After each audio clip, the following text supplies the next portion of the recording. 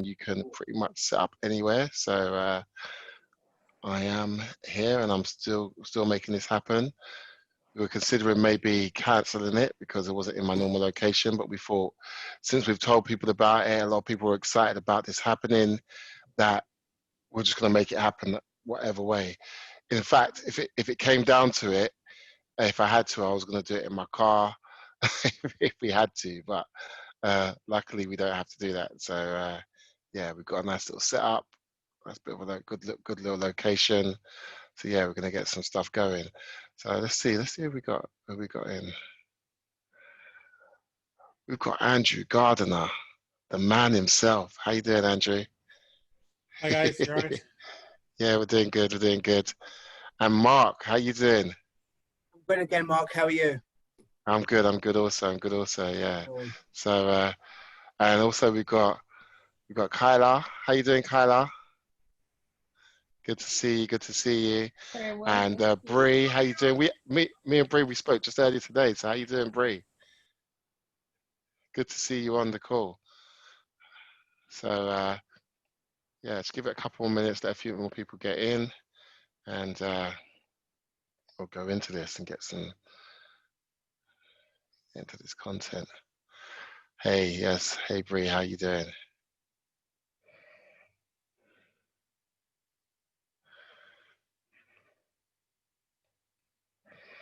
Let me 2 seconds. I'm just gonna.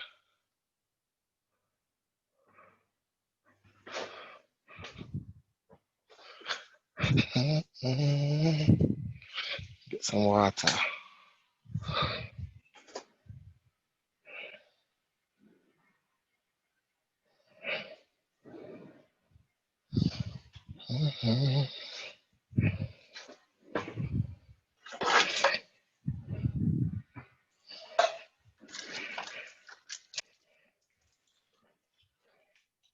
I've got time here, Malaka. I'm just quickly getting some water.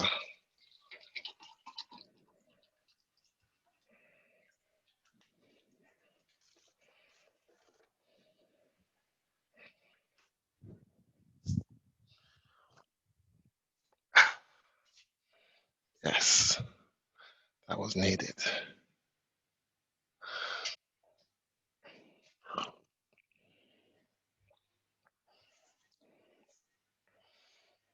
This is a good time to have webinars. It seems like we've got packing out.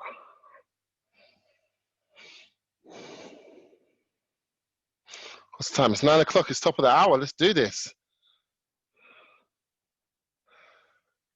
Malachi, Mr. Kelly, how we doing? Are we ready to go? Testing, 1, 2, 3. You've started, Malachi started sharing his screen.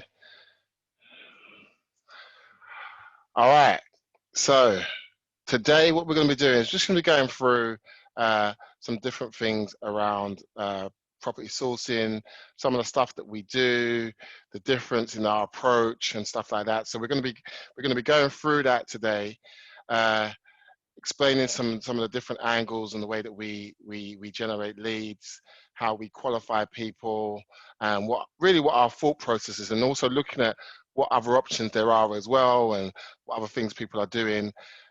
So feel free to put messages in the chat, ask questions and stuff like that. Like it's we're going to be going for just about an hour, so I won't keep you much longer than that.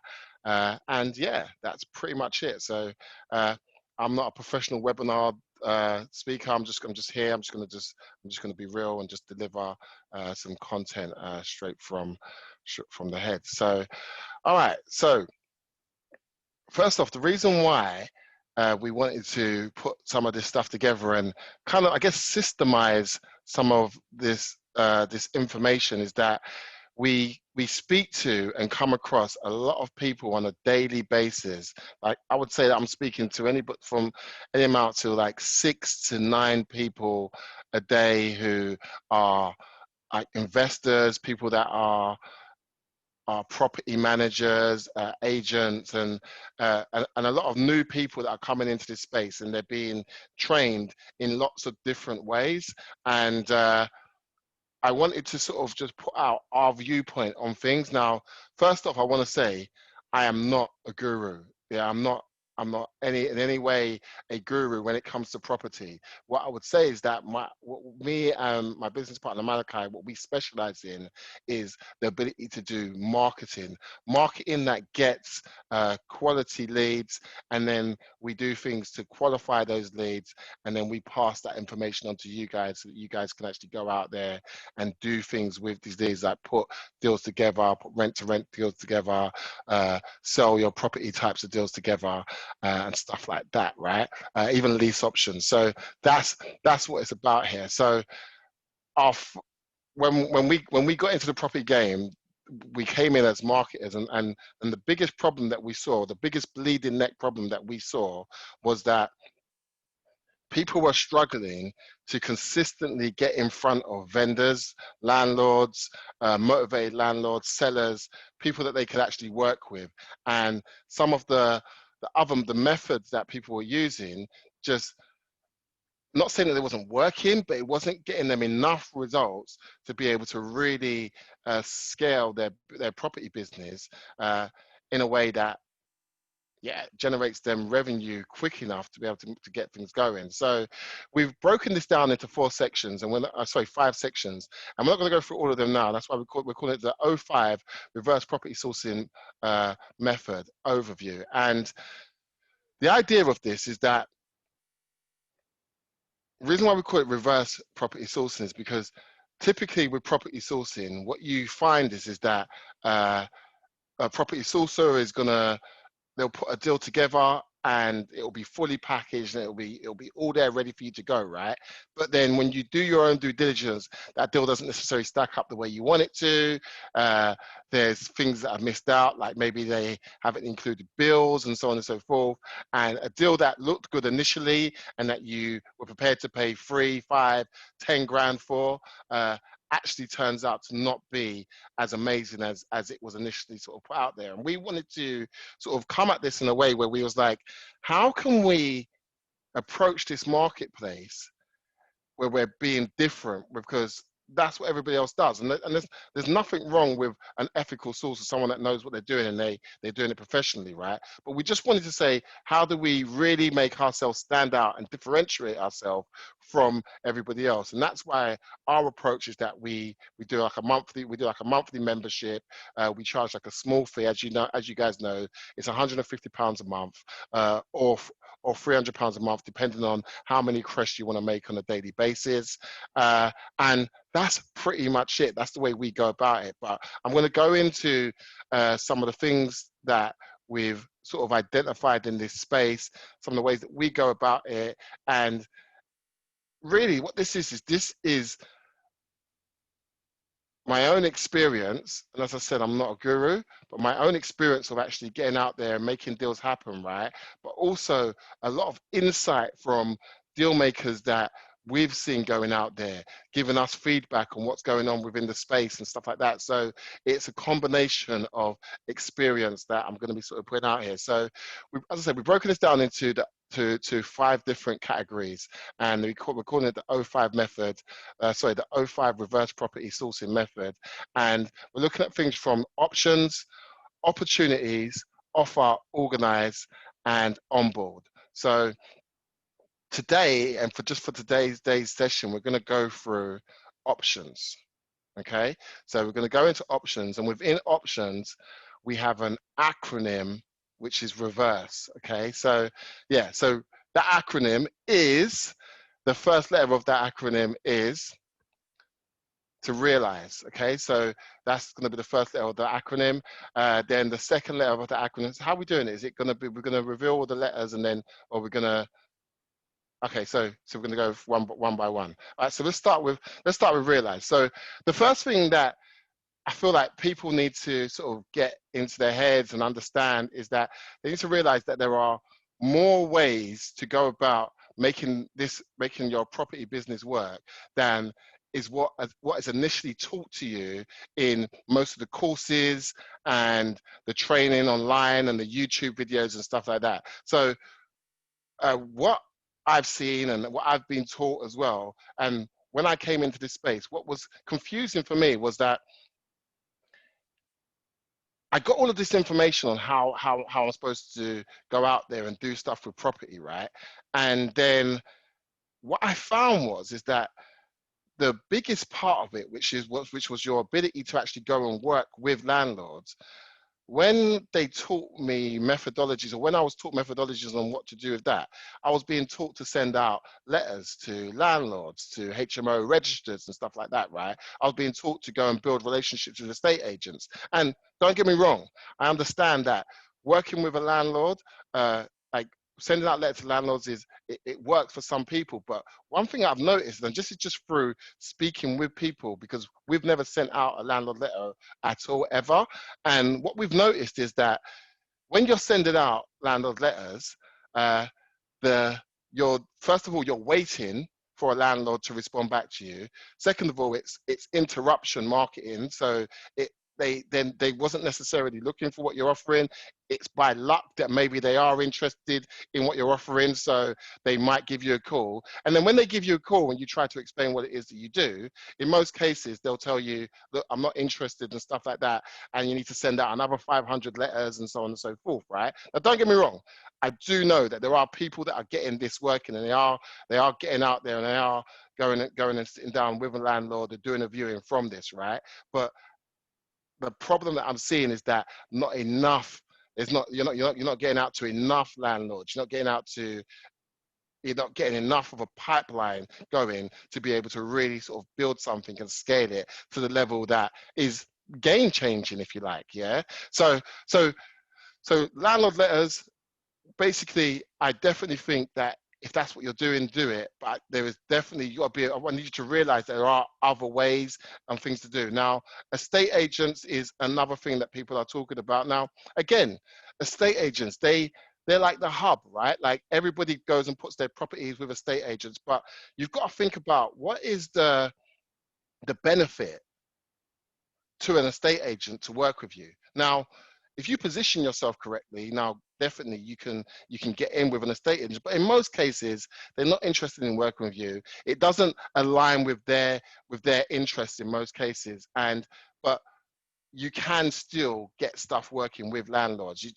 With estate agents. You just have to. It takes a lot of time. You've got to really take time to build that relationship. So I'm saying do that, but do it in conjunction with other things. Now, the other thing that you get told about is that, okay, so you do your landlord letters, you work with estate agents and build relationships with estate agents in your area, but then in addition to that, we're being told to do some stuff online. And I always find this bit interesting, because when it comes to doing the stuff online, like, you're told, like, maybe go on Gumtree, go and do some searches through websites and different methodologies of doing that, right? But then when it comes to the actual real marketing online that actually gets you the types of inquiries that you need, what typically will happen is that stuff is brushed over. And I've seen it in not just property courses, but in business related courses, marketing courses, and marketing courses brush over the actual nuanced details on what it takes to actually get a live online campaign up and running to get you results.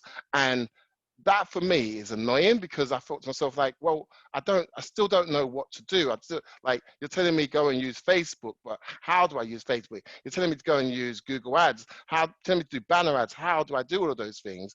And the explanations that are given, from what I've seen, are very sort of general, very chunked up, and it doesn't necessarily give you what you need. Now, Malachi, my business partner, he's had over 15 years experience managing paid ads. He's worked for big casino companies. He's managed budgets that in excess of 6 figures on a monthly basis. So he knows the ins and outs on what it takes to actually run ads and run them profitably, to actually get results and get people doing what is necessary. So that's one of the key things that we focus on. So we focus on doing that, and we're roughly spending in the regions of, I think this month we're going to be hitting about 5K for the month, right? And we're doing that so that you guys more like don't have to. 6. Really? Gosh, that's Yeah. making me feel sick.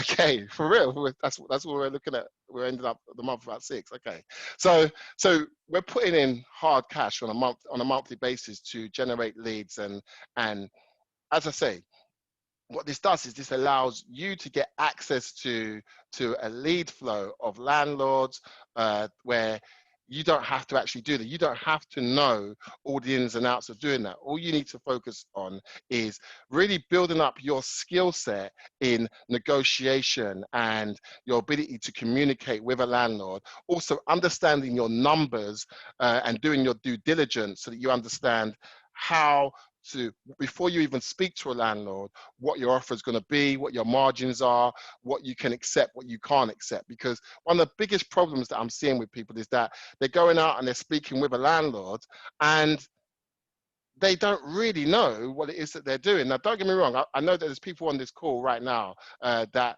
who are well versed and they know how to do that. So I'm speaking to a general audience of people that and I'm speaking to people that I know that the majority of the people who are part of our organization or who are part of our membership, yeah, they're not sure. They're not sure about everything. They're still sort of trying to find their feet, right? So you've got to make sure that you understand your numbers. And I'm not going to go into numbers today. Over the next few weeks, we're going to go deep into understanding your numbers, looking at like what we call MMV, management, maintenance, and void periods, but also making sure that you know how to include bills in there and really knowing what's a good deal, what's a bad deal, how to make what potentially could be a bad deal something that could still generate you revenue, and how to look at things, and also knowing when to just walk away and not be attached to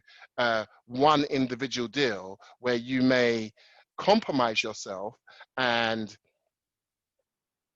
offer something that you actually haven't got the ability to be able to fulfill, and you get 6 months down the line through working with a landlord and something happens where maybe you have a problematic tenant, and because you haven't done your numbers correctly, it could end up that you get to the end of the month where you actually run at negative versus you running at a positive and actually having a margin at the end of a year, right? So that's just something that you need to be aware of when it comes to realizing that there are lots of different ways. And one of the things that we're bringing to the table for you guys is the ability to obviously drive those leads in. That's going to allow you to be able to work with a different set of people. And what's good as well is that these landlords that we're talking to, I'd say 90% of them, when we ask them the question, are you listed anywhere else at the moment, like Rightmove, Zoopla, Open Rent, anywhere else? They're saying no to us. Like we're one of the first companies that they're speaking to. Like maybe not all the time, but like most of the time we're one of the first companies. They're not working with another agent or anything like that. So when we say off market, this is truly off market. And when we say motivated, these landlords have a level of motivation. Now, that don't get me wrong, that doesn't mean that the landlord still isn't going to be unreasonable and be expecting to get ridiculously high rates for their rent and so on and so forth while you manage it and take it all off their hands for nothing. Landlords have these crazy expectations, right? Like I'm a landlord myself, but like they have these crazy expectations. It's your job to be able to bring them down to earth and obviously explain to them what the situation is, what it actually costs to make it work, and so on and so forth, and for them to understand that this has to be a win-win scenario for you to be able to take that property off their hands, for them to have a hassle-free situation. So it's your job to obviously make sure that they know that, yeah. So and that's bringing us into the experience, like, because the experience that I think a lot of people are going through, right, is that it's hard. It's hard. It's hard. You're hardly getting any opportunities and any deals. You're hardly speaking to the right amount of landlords to actually do anything that makes a significant impact. And that's just not going to work. Like that is just not going to work. So what I would say is that as a business, you've got to start looking at this property business that you're into as an actual business. And what that means is when you're looking at it as a business, it means that you've got to make sure you're looking at all of the options. Like, don't just rely on the leads that we generate. Like, we are one source. Like, when we do our advertising and our marketing, we're not just relying on Facebook only, Google only. We're using Facebook, Google. We're using our email list. We're using all different avenues, banner advertising. We're finding out where are people congregating, and if we can put ads there, if we can mail out to people's lists, if we can build relationships with big influencers in the property space and have them endorse us. We're looking at all different ways to be able to work with people and generate exposure, and you should be doing the same. So what we offer is not the be all and end all. Like, make sure that you understand that. Like, what we offer is one element of your ability to be able to tap into landlords, but also send out your landlord letters, like make that a consistent part, class that as part of your budget, work with the leads that we generate for you, speak with estate agents, build relationships with them, take your time and build relationships with them. But then if you've got more than one avenue, lots of resources to be able to generate leads, it's going to put you in a situation where you consistently every day are going to be able to make calls, get out there, book viewings, put deals together. So that's what my focus is here. My focus is here to help you understand that it's not just about us. I'm not saying, oh, we are the be all and end all of it. Like, we are one part of your property business, and what we do is we help you generate leads, or we take away some of that hassle of doing that, but still do the other thing. Go out to networking events, build relationships with people, speak to people, build up your connections with investors. Do that. You've got to start experiencing that. Okay. But as I say, part of the experiences as well, and it's not a great experience, is that when you're talking to landlords or you're trying to build up a relationship with landlords, is that they're not interested in talking to you. And I think that what we do makes it slightly different, in a sense that, because when we're targeting people, they would have had the intent initially. They've come to us, so they're looking for this already. The intent of that person is completely different. They're looking for their properties to be managed, to be sold, to get rent guarantee, right? They're looking for these things already. So if that is the case, and they're looking for these things already, then when we actually speak with them and we get on the phone with them and we have a chat with them, we're going through some initial fact find. Like, we're going through some initial things with them that allow it. And this is an interesting thing, is that I was speaking to one of our deal makers, and he was saying to me, Mark, I've never experienced getting on the phone and calling people and saying to them, hey, I understand that you're interested in getting rent guarantee for your property and having your property managed, and for them just to say, yes, that's why I am interested in that. And he was just saying that for him it was mind blowing, because he's typically normally used to being in a situation where it's an uphill struggle, where potentially, like, the landlord's like, no, I'm not interested, and he has to use sales techniques to try to get them to be interested in potentially working with him and even talking to him. But he was saying that, like, when he was talking to the people from our leads, like, it's really giving him that feeling of, like, people are actually interested, open to actually doing viewings. And again, just because they're interested doesn't mean that straight away that you're going to be able to get deals. Like, I want to be realistic with you here. Like, what it takes to actually get deals is still going to be people that you're going to have to you have to speak to people, and some of them are going to be unreasonable, and you're just going to have to let those deals go. Like, I've spoke with somebody recently, and he was just telling me that, like, he put a deal into the landlord, and the landlord came back with something where it was just like, what are you talking about? Like, as if I can do that for you. That doesn't make sense. Like, I literally have no margin here. And the landlord just expected him to just be able to just offer him that. And as I say, it's about understanding that that's going to be the case, and that you have to know how to speak to these landlords. And we're going to go into the different ways of being able to present your offer, what to be saying, and also what not to be saying to come across unprofessional and stuff like that, right?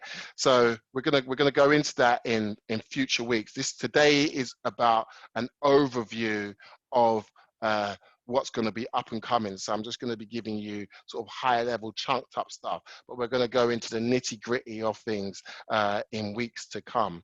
Okay.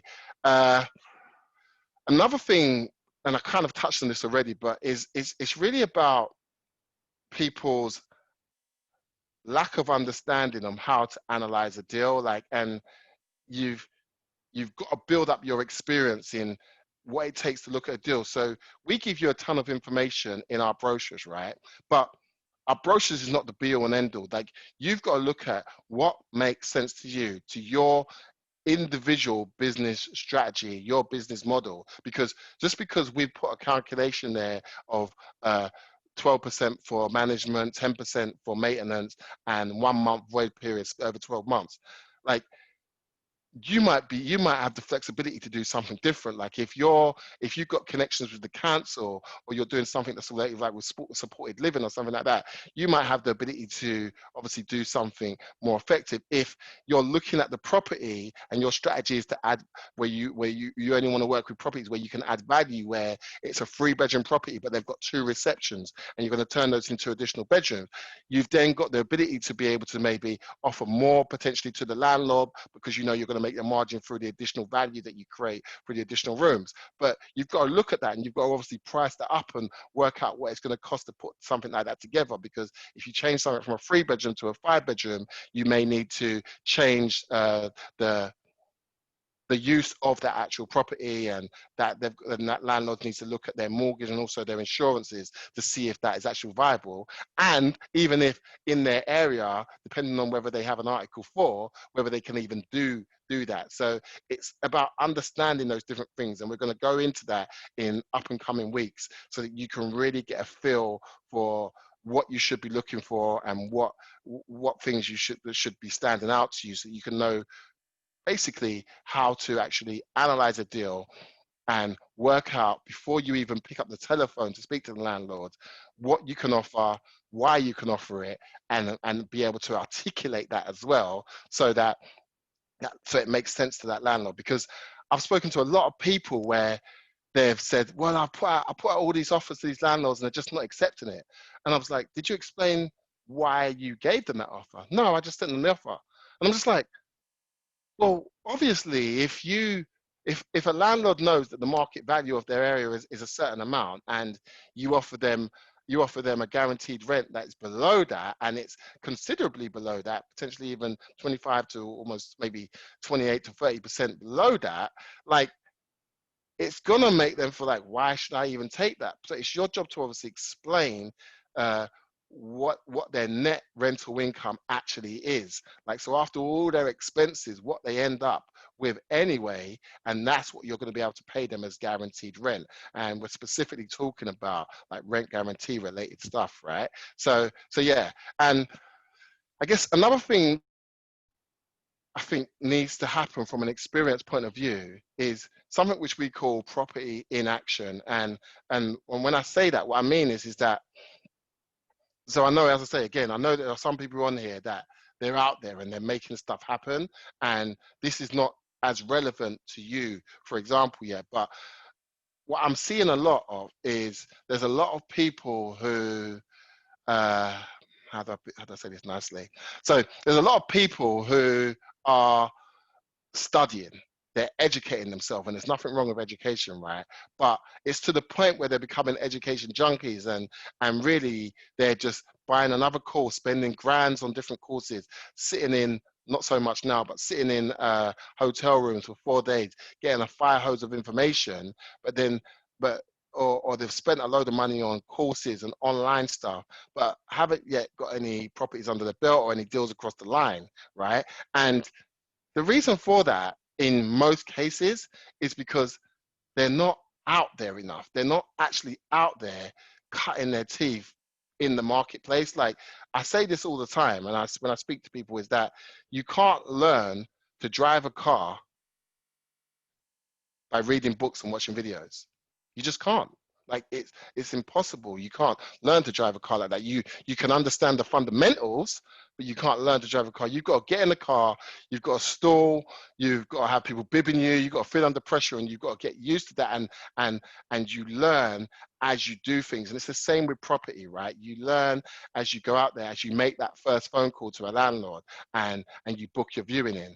Or maybe you don't book your viewing in, and then you come back and you speak with us and say, why, what, I said this to them and why didn't they book the viewing in? And we give you advice on what to do, right? You've got to go out and actually do your viewing or your virtual viewing, and you've got to know what you're looking for. Like, where are the areas that's going to give you an advantage and an angle to be able to negotiate a really effective deal with that landlord. Like, as you're looking at the property, you got to know what to be looking for, what are the key things that you need to be adding on your refurb list, and building up that cost so that you can obviously present that to the landlord. So that's super important. And so my background is in, like, before I did anything entrepreneurial, my background was in sales. And I used to get on the telephone and also face-to-face sales.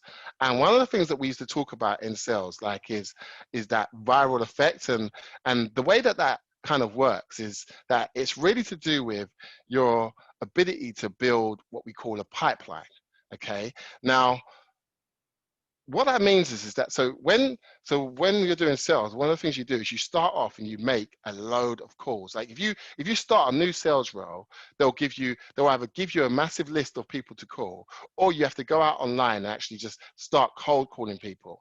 And as you cold call people, what will start to happen is that you'll get through to the gatekeeper, for example, and that gatekeeper will be like, no, they're not here. We're not going to be here that date. And you'll say, okay, can I book a time to speak to them then, or whenever it is? And you book that in on your calendar, and you've got that person to speak to. Or you might speak to the decision maker, and then you have a bit of a chat with them, but they need some more information from you, or you send your offer out and stuff like that. And then, but you've got to build a pipeline of offers that you put out there. And then in addition to that, you've got to make sure that you're following up with that pipeline of people. So what you've got to make sure that is happening is that you've got systems in place that allow you to know when you're setting yourself up to sit down and actually do phone calls and book viewings in and speak with landlords and position your offer and what it is that you're putting out there. But then at the same time, you've got to have things in your calendar to say, okay, these are all I need to sit down and call back all of these people. Like, you might have put an offer out to somebody 2-3 weeks ago. You want to follow up with them because they might have been like, oh, well, I can get a better deal than that. And in your heart of hearts, you know that anybody that's telling them that they can get £1,000 extra for rent or £500 extra for rent is really pulling their leg. And at the end of the day, your offer is a genuine offer. So you want to follow up with them and say, how's things going? Was you able to get what you wanted? Just have a conversation with them, find out where they're at. And obviously, if they're still in a pain situation and not getting the results they want, start to talk to them about that. Like, actually say to them, like, look, it's been another 2 weeks now, or 3 weeks or 4 weeks, or however long it's been, and your property is still not got any tenants in it, or you haven't sold your property as of yet. Yeah, like, I put an offer in where I can execute on this offer and actually start to put things into place to actually get you tenants a lot quicker than what you're doing right now. And it will allow you to walk away from this property and just get a guaranteed rent. And it's about keeping consistent with people and following up with them. Like, there's this saying in sales where it takes seven to 10 follow-ups to actually get the sale. And property is very similar in the sense that you have to know and have a system in place to actually follow up with people, because you just don't know what's going to come back out of that. And I see it all the time in sales myself. Like, and it's the same with online stuff. Like, you get thousands of people visiting your website, for example. Yeah, not all of those people buy, but some of them come back later on down the line. So you have to build out this pipeline, and it's very beneficial to do so. So if you're just starting out and you're starting from scratch, like, understand that you may not get your first deal across the line in the first month. That just, like, it's the reality of it. It might take a bit of time because you haven't yet honed in your message and how you speak to the landlord yet. You haven't yet really built up your confidence in in your ability to know what to say, when to say it, what you're looking for and stuff like that. So, but if you've got experience, then jumping in on this will just make it a lot easier. And if you haven't yet sort of set up a structural way, you know, when to be following up, when to be speaking to new leads and stuff like that, then doing that can be very beneficial to you. So yeah, that's the viral aspect of things. And by also, doing it, you also build up the viral aspect of when you're speaking to the landlords, and they've got other properties after you've already completed a deal. You could be passed properties from them, you could be passed properties from their property network. They may have other friends that have properties available that you would be able to get hold of just through doing what you do, going out there, building your network, speaking to landlords, putting out offers. Now, again, as Mark said, all of your offers won't close, but by putting out your genuine offers to these landlords, they can recommend you to other people. Say, no, I didn't use them, but they gave me a really good offer. You should speak to them, and you'll get business virally by just being out there and doing what you need to do.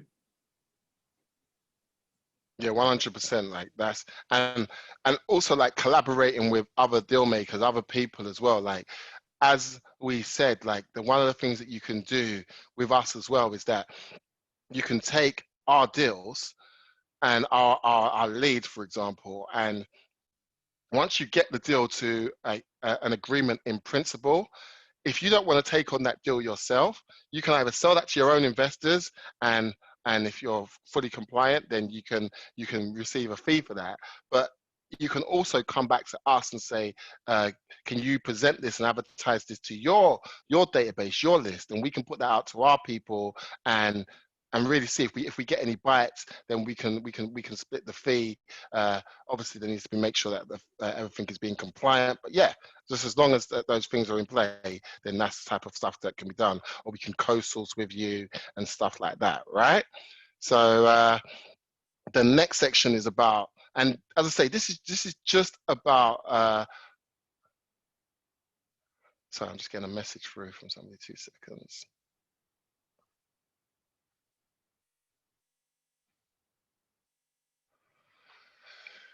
So yeah, so the next section is really just about your ability to evaluate. And when I say evaluate, it's I think what happens is that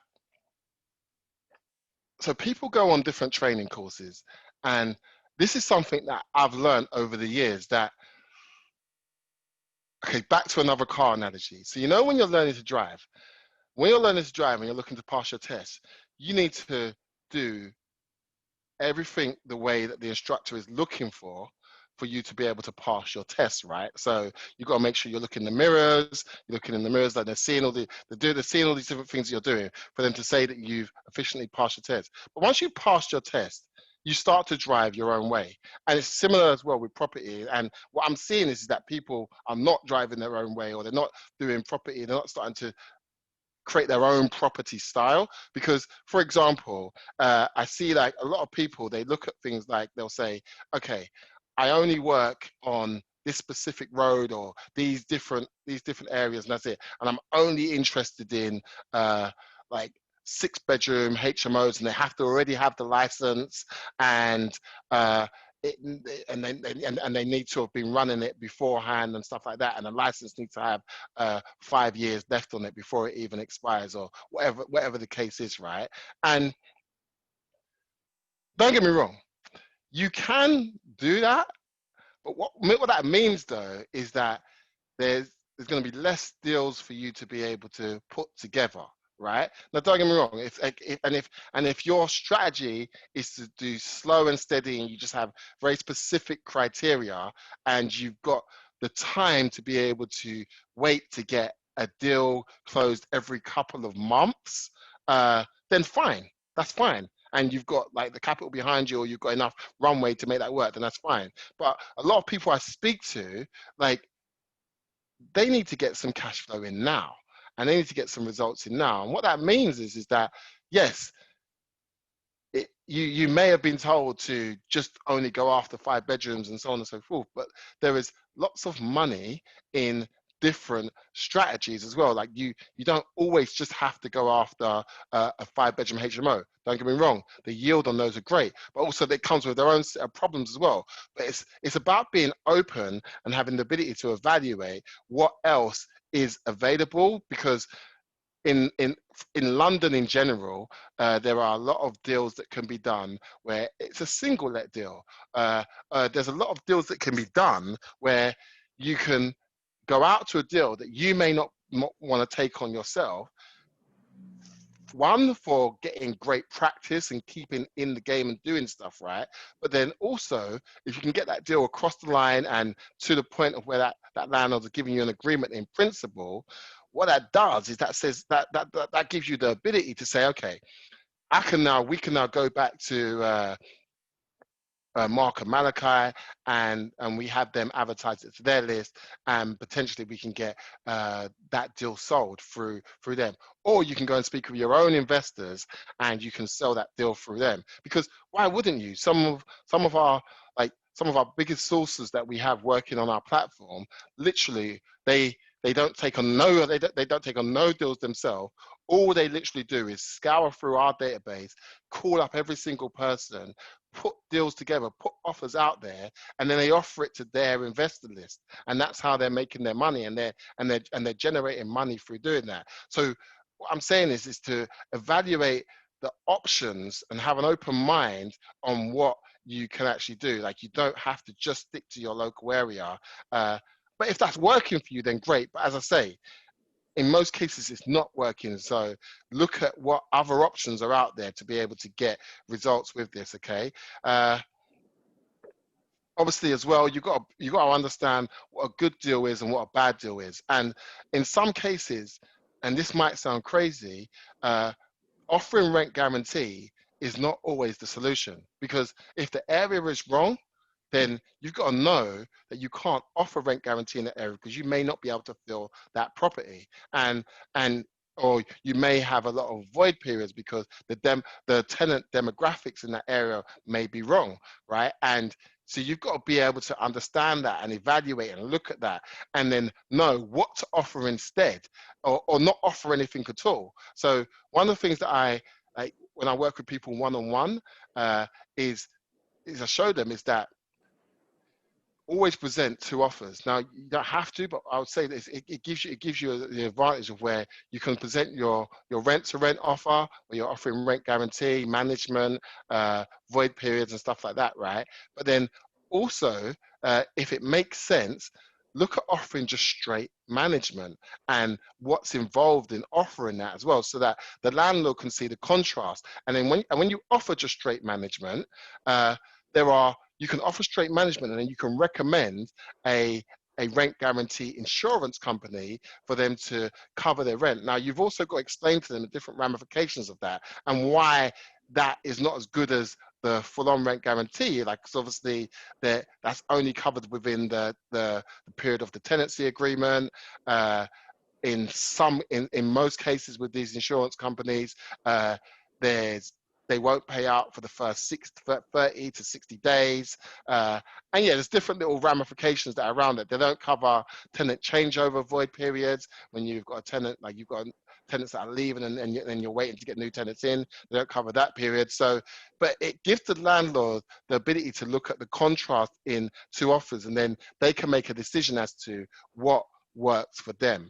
Okay, so that's what you need to be looking at. You need to be looking at and evaluating the different things. Now, also, part of the evaluation process and of you understanding how to do your due diligence and how to work out what it is that you can offer to a landlord is that once you clearly understand that, then that stops you bending to a landlord's will, because you can't go to a doctor and tell the doctor, no, you know what, I don't want the red pills, I want the yellow pills. Like, that's not what the doctor prescribes you what you need, and you come at the landlord as a professional, and you know what it is that you can offer, why you can offer it, and you put that offer in. And if the landlord doesn't want the offer and they're not interested in it, you don't have to bend to their will. You leave and you walk away, and then what you do is you follow up. you follow up, because typically they think that they can get something else, and if they can, then more power to them, right? Let them do that. But if they can't, and you know that you put in is the best for them for what it is that they're looking for, then follow up with them, find out where they are at now, like what's happening with them now, and see like what you can do with them, because the majority of the deals that you're going to get is not going to come off of that first meeting. It comes off of multiple interactions with a landlord, and it's the same as sales. Back to sales, and I see it as related to sales.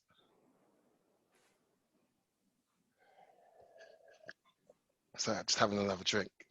Okay, so what to keep, not to keep, systems to evaluate. Yeah, all right, so let's get into reliable.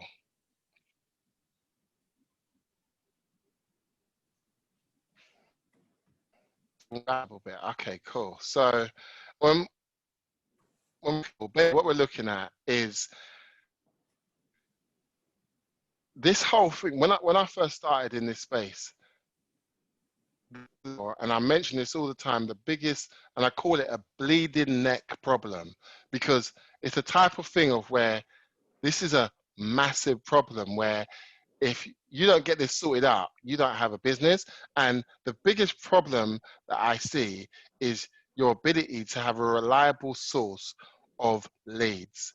And again, that's what it's about here. It's about making sure that you're not just looking at one functionality to be your leads. Like, so if you're doing landlord leads, do that. If you're working with estate agents, do that as well. If you're working with our database, do that as well. Do all three things. Go out and network with Chan to bring in as much lead flow in a reliable way of doing it. Now, we do believe that the amount of money we spend on advertising and stuff, it provides you with a hassle-free way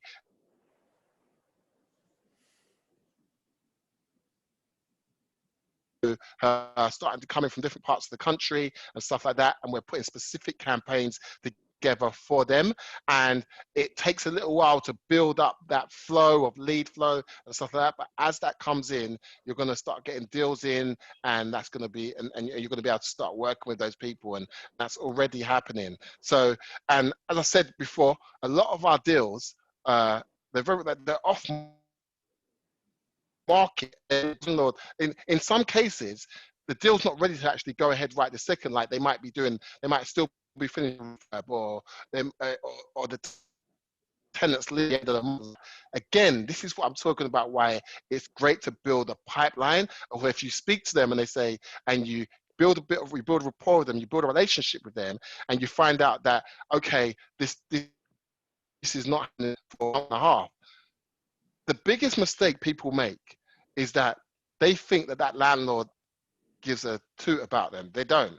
Like, if you don't in a month's time, unless they're desperate to you, they'll just go somewhere else. So they'll go to whoever's in front of them at the time, or whoever's presenting the right offer at the time. So it's your job to make sure that if they say that their tenants are leaving in a month's time, or your job to set a reminder in your calendar to actually maybe book a call with them and send a calendar invite out with them so that you can actually get in touch with them at that time. It's your job to be organized and scheduled so that you can actually person in time. Like, if you look at my calendar on a daily basis, I've sent it to people when they've said to me, oh, Mark, can you just quickly just book a call? Can I just quickly have a quick 10, 15 minutes with you?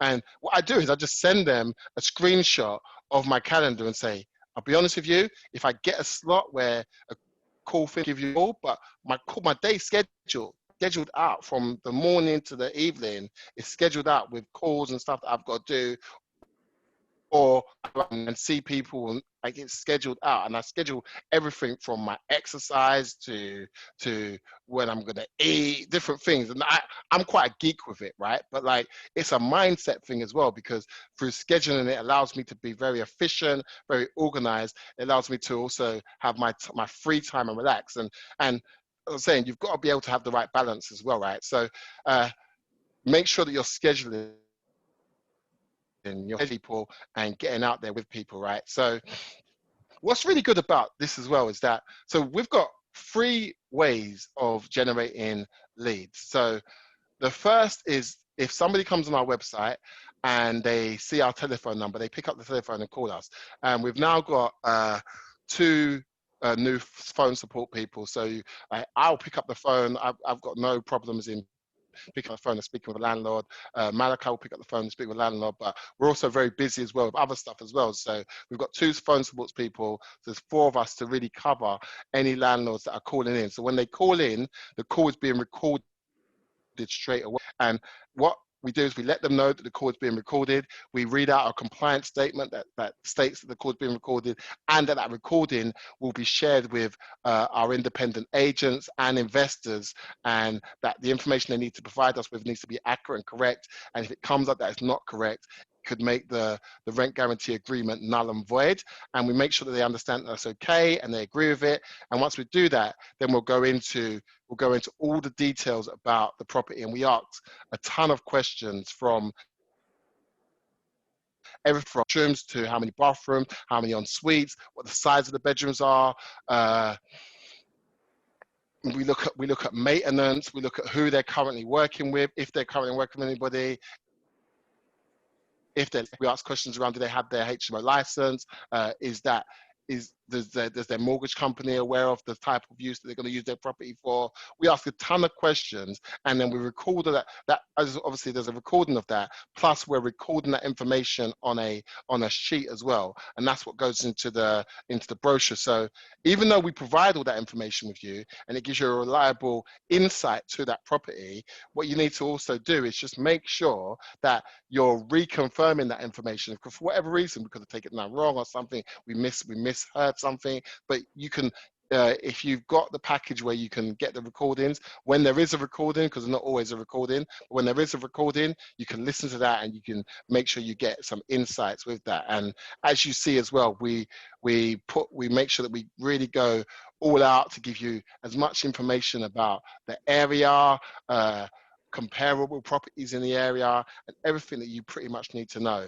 And our deal board is updated daily. Now, a lot of people say to us, like, can you like source to order? Like, I just want properties in this place and that place. Now, as I say, for what we charge, we don't do it like that. Like, what we do is we put the advertising in areas, and then wherever there is demand and there's people that are looking for stuff, then when that comes in, that goes on the board. Now, obviously, if I'm aware that you're interested in a certain thing, I will let you know about it. But we're getting so busy nowadays that, like, you do need, it is your responsibility to keep your eye on the database to see what deals are in there and what's going on. And obviously, when you see the deals, make sure you shoot an email over to Pam at ccspropertymanagement.co.uk. That's Pam at Charlie Sierra propertymanagement.co.uk, and she will get you over the deals that you want. And if there's anybody on here that's not yet, you can, there's no point sending stuff over to her and you're not registered, because she has access to know who is a customer and who's not, right? So I've seen some people sending over emails and thinking that they can pull a fast one, but like at the end of the day, that's just ridiculous. So say our deal board is updated on a daily basis, and there's new deals coming in all the time. And then obviously when we also have a cap of up to 3 people, right? And when that deal is taken out of the database. So in some cases, you might look at the database and be like, oh, well, there's not that many deals on there. It's probably because the deals come on and it's just been taken off of the database, right? So that's what typically happens. We also have a newsletter every couple of days, or whenever there's anything of interest that we want to make sure that you're aware of, like if there's like a big 6-bedroom property or something that's really a really nice potential SA type of property or deal like that, or even like we've actually got some interesting ones where there's been some units that have come up that actually we're going to put some advertising together for where these units have come up. They're pretty much ready to go. They need to be sold. So this is for people that want to actually buy into properties and stuff like that up in Bury. We're going to be publishing stuff on that later. We put all that stuff in our new, and if you've got like a project, so this is super important as well, guys. If you've got a project where, let's say for example, you've got a 3-bedroom property and there's the ability to turn that property into a 5-bedroom property. Now, if you want to turn that property a 5-bedroom property, but you're like, it's going to cost you 100K or 60K or whatever the amount is, and you have that money, right? Like, have a chat together. We'll put together a marketing piece for it, and we'll advertise it to our audience. And obviously, we'll charge a fee for if anybody takes you up on that. But yeah, you've got options on being able to raise capital, right? So yeah. Plus, Pamela is basically, she's your account. Any questions that you have, anything that you're not sure on, make sure you direct those questions to her. She from 9 till 5 in the evening. If she's not there, somebody else will cover that for her. They've got a couple of people that handle that side of things, so you've got somebody to go to. Plus, like at the moment, you guys can get in touch. Like, you've got my email, you've got me on Facebook Messenger, you've got me from different angles, and I respond. I don't just leave you guys. Like it might take me a couple of days. I do, so I'm there to sort of help you. I don't know if we're going to get to the end of this. Let's have a look. 7 minutes in. All right. So I've alluded to this in some of the other bits, yeah. But like, running what you're doing as a business. So means is that you need to have a schedule.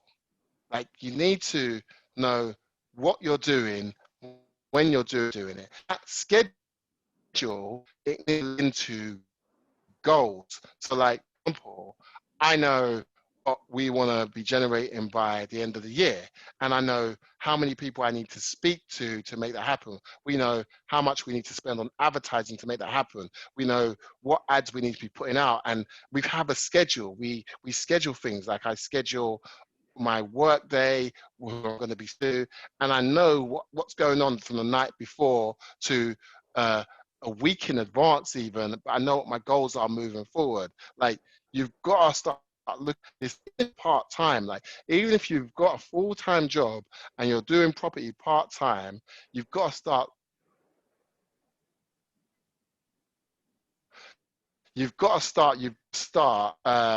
putting. Sorry, I just got thrown off there. So you've got to start putting a schedule together that you truly understand what is going on. What was that question there? I'll go into the questions in a minute if we've got time. If not, I'll come back to you personally, or you can send them over to me personally and I'll answer them, okay? So also, as your business starts to grow, you've got to start looking at delegation, start building teams, start doing outsourcing. And there's a really good website that you guys should be looking at. It's called Upwork. That's Upwork.com.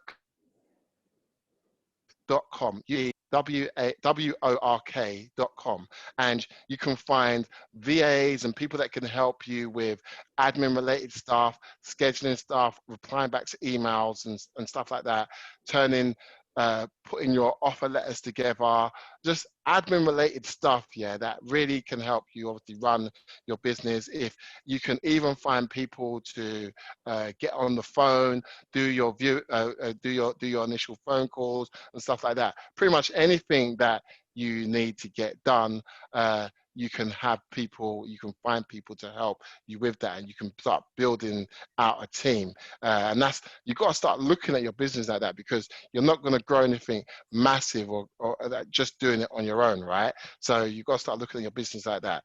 And I'm just going to go through these last points quickly, which is, because we're going to go into execute, the ability to practice. So again, start when you're making so we use something called Ring Central to make our calls to landlords, to like yourself, when we talk to different people, right? And a great thing to do, because if you're just starting out and you're working out what to say to people and stuff like that, when you start out, you're not sure what to say. And I know that some courses give you scripts and stuff like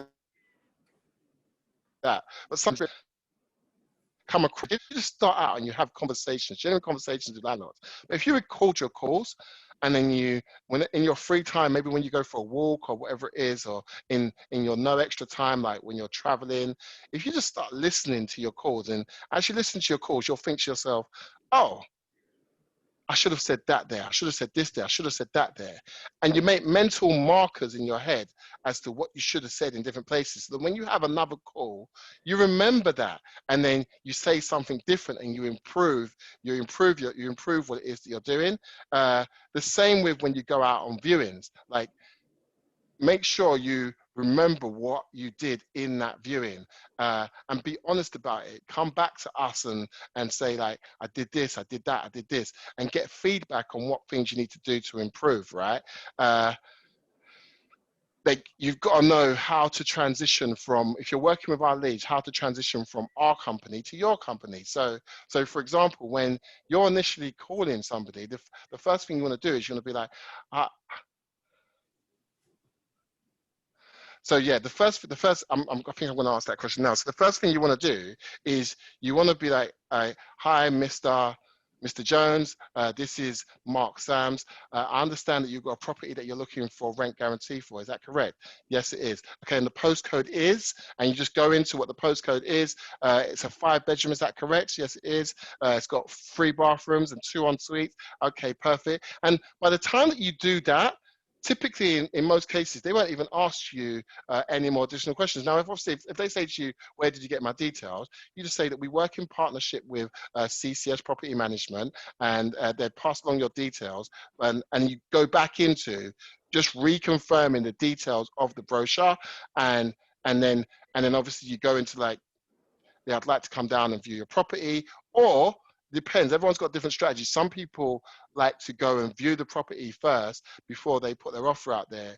Some people prefer to actually negotiate the deal before they actually go and do the viewing. So they want to make sure that the person is in a situation of where they're like, okay, they're prepared to take this sort of amount of rent, and they do that before they actually go and do the viewing. I personally think that you should be going out and doing the viewing and actually building a bit of rapport with the landlord before you actually put the offer out there. But that is up to you. But yeah, it's about taking action. It's about getting out there. It's about doing it. That's where you're going to build your experience. We're just hitting the top of the hour. So what I'm going to do is I'm going to go through any of these questions and stuff like that, and we're either going to answer them all in an email for you, or if there's anything that's poignant that you need help on, right, we'll answer it in next week. I'll address it in next week's training, before we get into the presentation side of things, right? Because I don't want to keep people too long, so I'll make sure that I get those answers. If it's something that you need to get in touch with me about, email either Pam at CCS Property Management, myself, Mark at ccspropertymanagement.co.uk. You can message me on Facebook. So whatever it is that you need to do, you can do that. And if you've got those questions, you want to get those answered, just feel free to get in touch. We are available and we're here to help. So yeah, hopefully that's been useful for you guys. You take care and have yourself a great day. Bye, everyone. See you later. See you later. Bye.